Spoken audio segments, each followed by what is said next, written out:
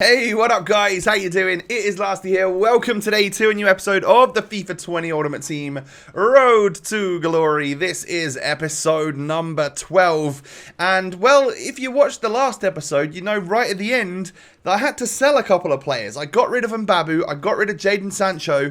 Also, I got rid of my goalkeeper and Konate, the centre-back. So, you know, we're going to have to maybe make some changes to the squad today, right? We're going to have to bring in someone fairly big, and we're going to have to make just a nice new team. So do me a massive favour, smash that thumbs up button on this Sunday. If you're feeling generous, I think we can hit 6,000 likes. Go for it, and of course subscribe to the channel if you're new. So let's get cracking in this episode, shall we? So we are up to 84,000 coins because of Jadon Sancho, because of a few other sales as well. So we go out and buy an Ousmane Dembele. I have heard ridiculous things about the Frenchman on this year's game. So of course, we're bringing him in. 5-star, 93 pace, 87 dribbling. I think we could be onto a winner here. Because, like, Jadon Sancho was great and all that. But I think this takes it up a notch. The pace is better. The dribbling is probably not quite as good, but on par, I would say, maybe. And then the shooting and passing are just levels above. 5-star, obviously. That's just a big deal. So then, in order to get chemistry to the fella, we've ended up going and getting ourselves an Arturo Vidal, because although he's got 67 pace, the rest of his stats look phenomenal. Now, Nelson Semedo is the final link to the trio, the chemistry trio down the right hand side of this squad, and of course that means selling Konate means that we need another centre back, and we're also going to need a left winger and gonna have to change things about a bit. Unfortunately, it's goodbye. Goodbye, Promise. Unfortunately, it's goodbye. Goodbye, Marlon.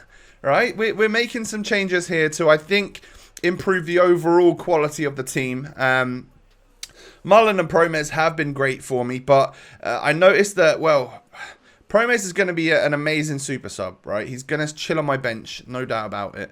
And then Marlon, he's gone up quite a considerable amount, and I just don't know if he's going to stay that way. He might even go up further. I don't really know, but it's not going to work with the current squad that I'm putting together here. So, unfortunately, it's going to be goodbye to them. I'd have loved to keep Marlon as well for like an investment in case he does go up. But we're going to make over 10k profit there on a player which only cost me 15k to begin with. So that's a really good profit margin. And then in order to actually afford the rest of the squad, I did have to go to my club, have a little look through the ones which actually sell for a little bit more than discard, and we offload them and see if we can make the coins that we need in order to buy the final 2 or 3 players. I think it is actually 3 players that we need to buy here. So as you can see, a bunch of stuff sold. That's going to give us enough money to buy our goalkeeper and have some change left, of course. So in we go onto the market, and of course we need to have a little look for, his name is Areola. He plays for Real Madrid nowadays. He is a Frenchman, and he is going to cost me 7.8k. That's quite expensive for an 82. But he does get a solid link, so I'm not too worried. Like, yeah, if we ended up losing a few K, it's not the end of the world. Ideally, what we need now is for Marlon to sell, because that will give us the funds. That will give us enough to pretty much buy the final 2 players that we need. As you can see, one of those players is Eder Militao. Luckily, we've got a loan version of him at this point in time. But buying an Eder Militao on the market is obviously the goal. So Marlon sells for 26.5k, as do a couple of other like Spaniards. So we're up to 34k. It means that we can go out and buy Perisic. Perisic is the other final player here. 12,750 for the Croatian, and he joins the club. He now plays for Bayern, of course, a summer signing, which means that he gets good links. He links to Goretzka, he links to all of them, and I mean soft links to the players around him in this formation, but we can apply that left mid to left wing card, and he is going to be all good. He's going to be another feature of our squad, and then it was just a case of hoping that Eder Militao was below the coin balance that we had, and I kind of mess up a little bit here. I was trying to snipe this anchor one very quickly, but I kind of messed up. But still, I managed to get him in the end. So not only do we get the joint cheapest Eder Militao on the market, but we get one already with an anchor chemistry style applied. That is perfection right there. And from what I've played against and from what people are saying, he is an absolutely filthy defender. So I definitely need that with my poor defensive capability. So welcome to the new squad, ladies and gentlemen. This is a pretty big deal. This is a nice team. We have moved away from just a main Bundesliga side with the couple of Dutch players on the side. We've now gone for kind of half Bundesliga, half La Liga with the Real Madrid and Barcelona players in the squad. And this squad was put together so that I could play a 4-1-2-1-2. I know that this is what I've been struggling against the most, and I feel like maybe this is kind of the go-to this year. Maybe at this point anyway. I might be completely wrong, but this is what I'm going to stick with for a little while and see if I can get used to it. You can see where everyone is going to be playing. Perisic and Ousmane Dembele are going to be my strikers. Both of them have 5-star weak foot. Perisic has 4-star skills. Ousmane has 5-star skills and 5-star weak foot. And then I've also heard that drop back is fairly effective. Now, I do need as much help as possible on the defensive side of things. But obviously, I don't want to drop the depth down to 1. I don't want to be that guy. But we've gone on drop back to hopefully means that my defensive line is just in a bit better position. And then I've left it at like medium for the depth because I don't want to be that guy that's just chilling. I definitely don't want to be that. It's fine, I guess, if you've got one of your formations as like a super defensive one, maybe to see the game out at the very end of a game if you're winning in the weekend league. I totally get that.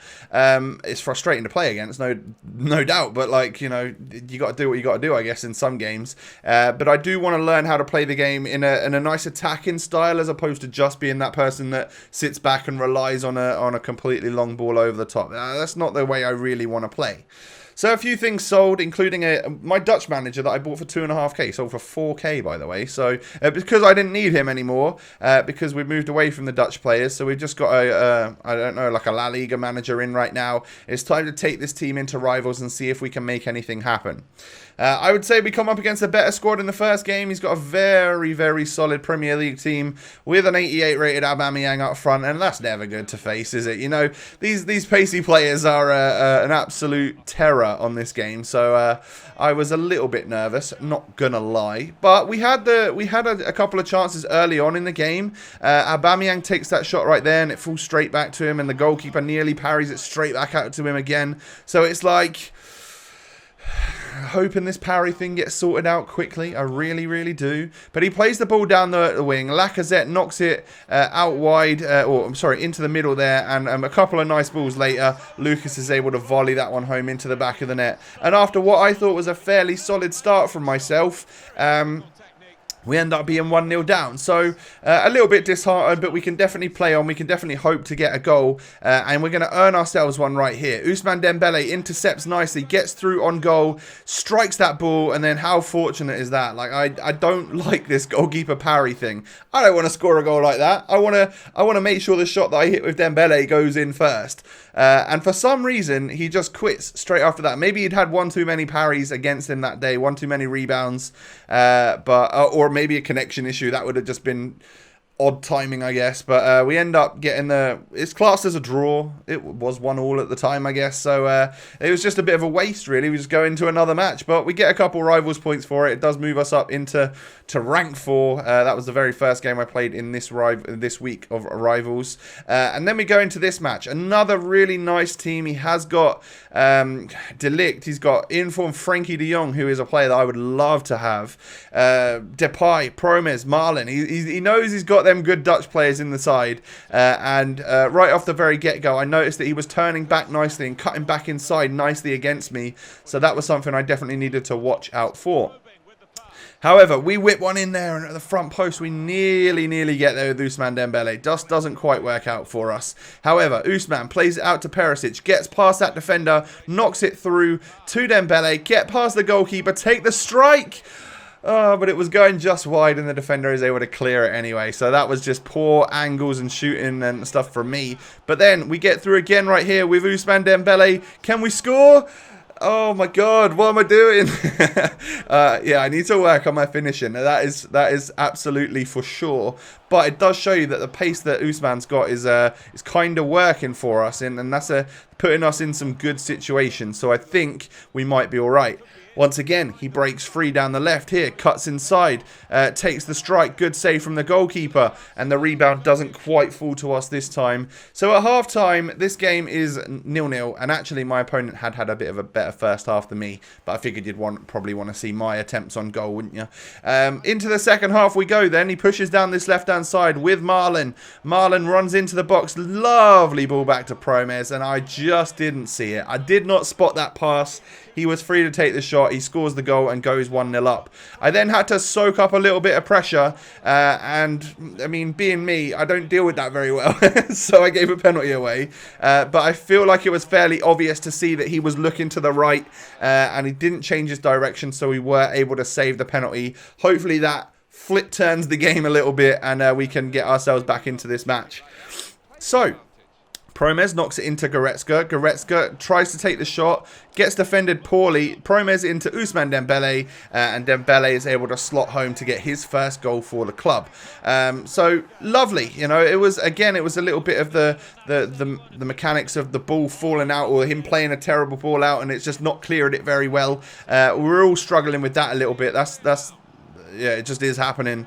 I should have probably struck that one across the goalkeeper. Kind of hit it in the middle in the end. I was trying to go for the near post because apparently that's OP.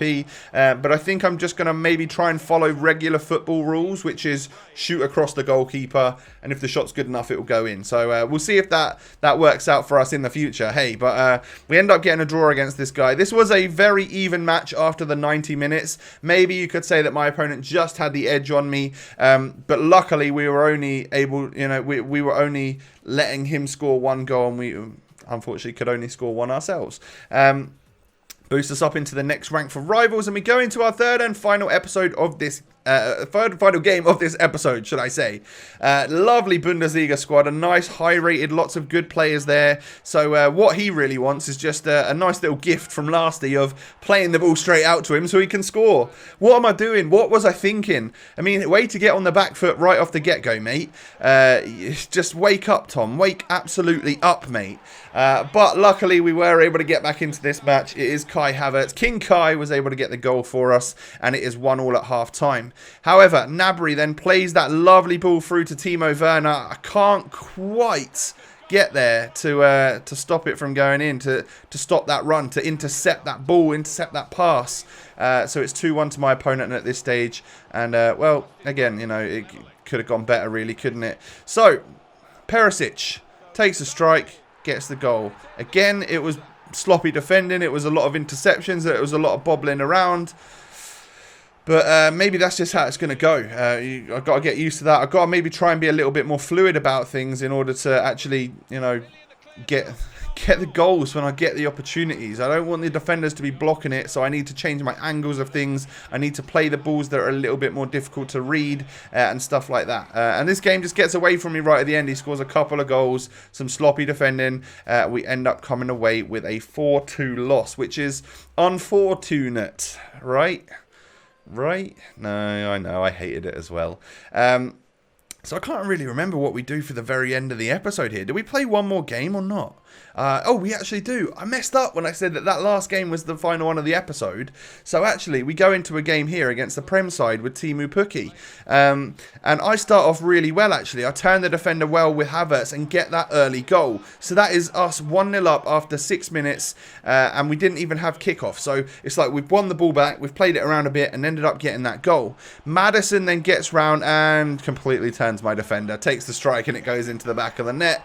Yeah, so there's the equaliser. It only took him 15 minutes in order to get back into this match. 1-1 at half-time, but there's potential that we could maybe do something here. Perisic slots a lovely ball through to Ousmane Dembele. I need to score this one, and I do finally. It gives me a little bit of confidence that I'm not missing every single one of those. So we make it 2-1. And then Perisic, lovely 1-2, or a couple of 1-2s here, knocks a lovely ball through to Ousmane Dembele, and that's a lovely little dink. That is a beautiful little chip shot there from the Frenchman, and we end up going 2 goals up, 3-1 in this match. I really enjoyed that one. I think I probably could have put even just a tiny bit more power on it for it to fully loop over the goalkeeper, but for some reason he just couldn't get to that one. And I think if you are one-on-one sometimes, that goalkeeper's rushing, I think chip shots are kind of back, you know, guys. So give it a go, you know, maybe try it and see how you get on. But we end up coming away with a 3-2 win. He gets some sort of bicycle kick goal that I somehow couldn't clear the ball right at the very end. But that, you know, at least we're going to end this episode on a win, right? You know, the one thing I changed in this episode for the games, I put jockey on manual for my defending. So that LT button that you're pressing when you're trying to defend and they jockey the player, that I've switched to manual in the settings, and I feel a lot more fluid and a lot quicker on off the ball. So I can change direction quicker with my attackers and stuff. Maybe I recommend you guys trying that and seeing if that can help you with the defending at all. Guys, this is going to be the end of the episode. If you would do me that massive favour of smashing the thumbs up button, let's get 6,000 likes. Thank you in advance for that. Subscribe to the channel if you're new around here for more of this FIFA 20 Ultimate Team Road to Glory content. My social medias are down below in the description. If you would like to come follow me on Twitter and Instagram, you can find them there. I hope you all have a wonderful day, and I'll catch you tomorrow with another episode. Peace.